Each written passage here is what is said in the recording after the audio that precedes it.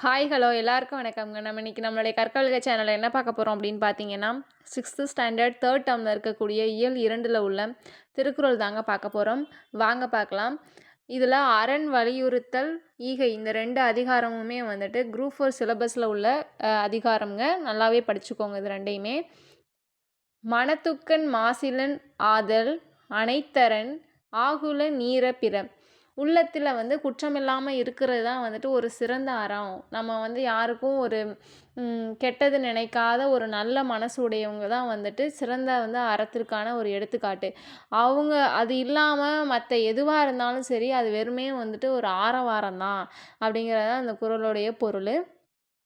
Second குறள் பார்த்தீங்கன்னா, அழுக்காறு அவா வெகுளி இன்னாச்சொல் நான்கும் இழுக்கா இயன்றது அறம்.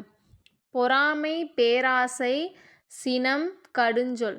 பொறாமை பேராசை, சினம்னா கோபம், கடுஞ்சொல் பேசுதல். இந்த 4மே வந்துட்டு இல்லாமல் வாழ்கிறது தான் வந்துட்டு ஒரு அறமாமா.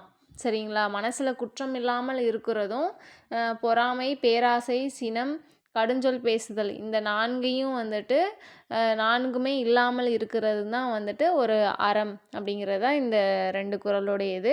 அடுத்து பார்த்தீங்கன்னா ஈகை. ஈகைங்கிற அதிகாரத்தில் 2 குறள் கொடுத்துருக்காங்க. வலியாற்றுக்கு ஒன்று ஈவதே ஈகை மற்று எல்லாம் குறியெதிர்ப்பை நீரது உடைத்து. இல்லாதவங்களுக்கு தருவது தான் வந்துட்டு ஈகை.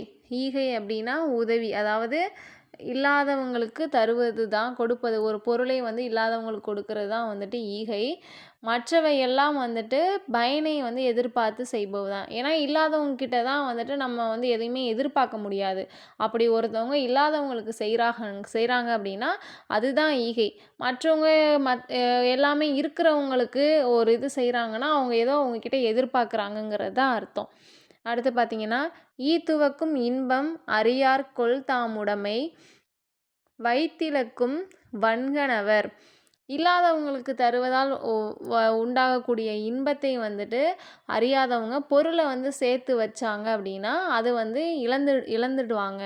வெறும் பொருளையே மட்டும் சேர்த்து வச்சுட்டு ஒருத்தவங்களுக்கு கொடுத்து உதவாமல் தனக்கு தானே அப்படின்னு வச்சுட்டு இருந்தாங்கன்னா அந்த பொருள் எல்லாமே வந்துட்டு இழந்து விடுவாங்க. அது எல்லாமே வந்துட்டு அழிஞ்சு விடும் அப்படிங்கிறத சொல்லியிருப்பாங்க.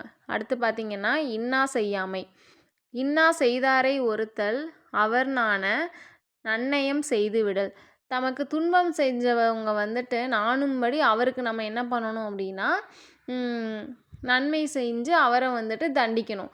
ஒருத்தவங்க நமக்கு துன்பம் செய்கிறாங்கன்னா அவங்கள வந்து தண்டிக்கிறதுக்கு என்ன வழி அப்படின்னு பார்த்தீங்கன்னா, பதிலுக்கு நம்ம அவங்களுக்கு துன்பம் செய்யாமல் அவங்களுக்கு நன்மை செய்கிறது, அவங்க கஷ்டப்படுற டைமில் நம்ம போய் உதவுறது, அதுதான் வந்து அவங்களுக்கு ஒரு தண்டிக்கக்கூடிய வழி அப்படிங்கிறது கொடுத்துருக்காங்க. அடுத்த குறள் பார்த்தீங்கன்னா, அறிவினான் ஆகுவது உண்டோ பிரிதினின் நோய் தன்னோய் போல் போற்றா கடை. பிறர் உயிரோடைய துன்பத்தை வந்துட்டு தன்னோட துன்பம் போல் நம்ம கருதணும். தாம் பெற்றுள்ள வந்து அறிவால் எந்த பயனுமே கிடையாது. அப்படி கருதாவிட்டால் வந்துட்டு தமக்குள்ள அறிவால் நம்மளுக்கு எந்த பயனும் கிடையாது. ஒருத்தவங்க துன்பத்தில் இருக்காங்க, அது வந்து அந்த துன்பத்தை எப்படி வந்துட்டு அதுலேருந்து வெளிக்கொண்டு வர்றது. அதாவது இப்போ ஒரு டாக்டரே இருக்காங்க அப்படின்னா அவங்களுக்கும் முன்பகை எதுவும் இருந்திருக்கும். ஆனால் அவங்களுக்கு உடம்பு சரியில்லாமல் அந்த டைமில் இருக்காங்க அப்படின்னா அந்த டைமில் நம்ம என்ன பண்ணணும், போய் ஹெல்ப் பண்ணணும். அப்படி பண்ணாமல் இருக்காங்க அப்படின்னா அது வந்து அவங்க அந்த அறிவை பெற்றதுக்கு வந்து எந்த பயனுமே கிடையாது அப்படிங்கிறத கொடுத்துருக்காங்க. எனைதானும் எங்காற்றும் யாருக்கும் மனத்தானாம் மானா செய்யாமை தலை. தம் உள்ளம் ஏற்றுக்கொள்ளாத எச்செயலையும் வந்துட்டு எந்த காலத்துக்கும் யாருக்கும் சிறிதளவு கூட நம்ம செய்யக்கூடாது. நமக்கு ஒரு சில விஷயம் செஞ்சோம் அப்படின்னா மனசு உறுத்தும்பாங்க இல்லைங்களா, கில்ட்டியாக இருக்குது, மனசு உறுத்துது அப்படின்னு. அப்படி நம்ம வந்துட்டு நம்மளுடைய உள்ளம் வந்து ஏற்றுக்காத எந்த விஷயத்தையும் வந்துட்டு எந்த காலத்துலேயும் சரி, எந்த சுச்சுவேஷன்லேயும் சரி யாருக்குமே நம்ம செய்யக்கூடாது அப்படிங்கிறதான் கொடுத்துருக்காங்க. அடுத்து பார்த்திங்கன்னா, கொல்லாமை. பகுத்துண்டு பல்லுயிர் ஓம்புதல் நூலோர் தொகுத்தவற்றுள் எல்லாம் தலை.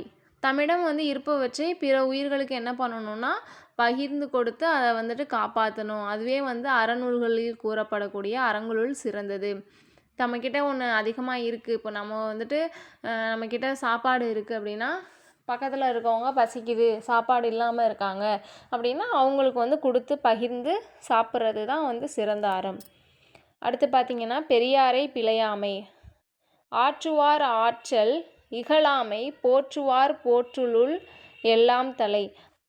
ஆற்றல் உடையவர்களை வந்துட்டு நம்ம இகழக்கூடாது. அதுதான் வந்துட்டு நம்ம வந்து நம்மளை தீமையிலேருந்து காத்துக்கக்கூடிய ஒரு சிறந்த வழி அப்படிங்கிறத கொடுத்துருக்காங்க. எரியால் சுடப்படினும் உய்வுண்டாம் உய்யார் பெரியார் பிழைதொழுகுவார். தீயினால் சுட்டவர் கூட வந்து பிழைச்சிக்குவாங்க. ஆனால் பெரியவர்களுக்கு வந்து நம்ம ஒரு தீங்கு செஞ்சோம் அப்படின்னா அதுலேருந்து நம்மளால் என்ன பண்ண முடியாதுன்னா தப்பிக்கவே முடியாது அப்படிங்கிறத கொடுத்துருக்காங்க. அடுத்து பார்த்திங்கன்னா புக் பேக் கொஷின். ஏழைகளுக்கு உதவி செய்வதே டேஷ் ஆகும். ஏழைகளுக்கு உதவி செய்கிறது ஈகை. பிற உயிர்களின் டேஷுக்கு கண்டு வருந்துவதே அறிவின் பயனாகும். துன்பத்துக்கு நம்ம என்ன பண்ணணும்னா கண்டு வருந்தணும். உள்ளத்தில் டேஷ் இல்லாமல் இருப்பதே சிறந்த அறமாகும். குற்றம் இல்லாமல் இருப்பது. இடம் மாறியுள்ள சீர்களை முறைப்படுத்தி எழுதுக. வரியாருக்கு ஒன்று ஈகை மற்று ஈவதே எல்லாம் குறியெதிர்ப்பை உடைத்து நீரது. வரியாருக்கொன்று ஈவதே தான் வரும். அதுக்கப்புறம் தான் வந்துட்டு ஈகை மற்று எல்லாம் குறியெதிர்ப்பை நீரது, அதுக்கப்புறம் தாங்க உடைத்து. ஓகேங்களா, இது ரெண்டுமே எக்ஸ்சேஞ்ச் ஆகும். எனைதானும் யாருக்கும் எங்காற்றும் மனதானாம் மானா செய்தலையாமை. எனைதானும் எங்காற்றும் ஃபஸ்ட்டு வரும், யாருக்கும் அடுத்தது வரும், மனத்தானாம் மானாசை யாமை தலைன்னு வரும். சரிங்களா, அடுத்து பாருங்கள். இந்த நிகழ்வு கீழே ஒரு நிகழ்வு கொடுத்துருக்குறாங்க, ஒரு கதை கொடுத்துருக்காங்க. அதுலேருந்து வந்துட்டு கீழே உள்ள 3 குறளில் வந்து எது வந்து அதுக்கான பொருள் அப்படிங்கிறத பார்க்க போகிறோம். நிறைமதி வந்து அவளுடைய தோழிகளுடன் பூங்காவிற்கு சென்றாள். அங்குள்ள இயற்கை காட்சிகளை கண்டு மகிழ்ந்தார். நண்பகல் நேரம் ஒரு மரத்தின் கீழ் அமர்ந்து தான் கொண்டு வந்திருந்த உணவை தோழியுடன் பகிர்ந்து உண்டாள். அவற்றின் அருகே பறவைகள் பறந்து வந்தன. தன்னிடம் இருந்த உணவை பறவைகளுக்கும் அளித்தாள். தன்னைக்கிட்ட இருக்கிற உணவை வந்துட்டு நம்ம மற்றவங்கிட்ட கொடுத்து உதவுறதுக்கு எந்த குறள் அப்படின்னு பார்த்தீங்கன்னா, பகுத்துண்டு பல்லுயிர் ஓம்புதல் நூலோர் தொகுத்தவற்றுள் எல்லாம் தலை. இதுதான் வந்து இப்போ கரெக்டான குறள். இந்த வீடியோ பிடிச்சிருந்தா லைக் பண்ணுங்கள், ஷேர் பண்ணுங்கள், கற்க வெல்க சேனலை சப்ஸ்கிரைப் பண்ணிக்கோங்க. நெக்ஸ்ட் வீடியோவில் பார்த்தீங்கன்னா இயல் 3 பார்க்கலாங்க. தேங்க்யூ.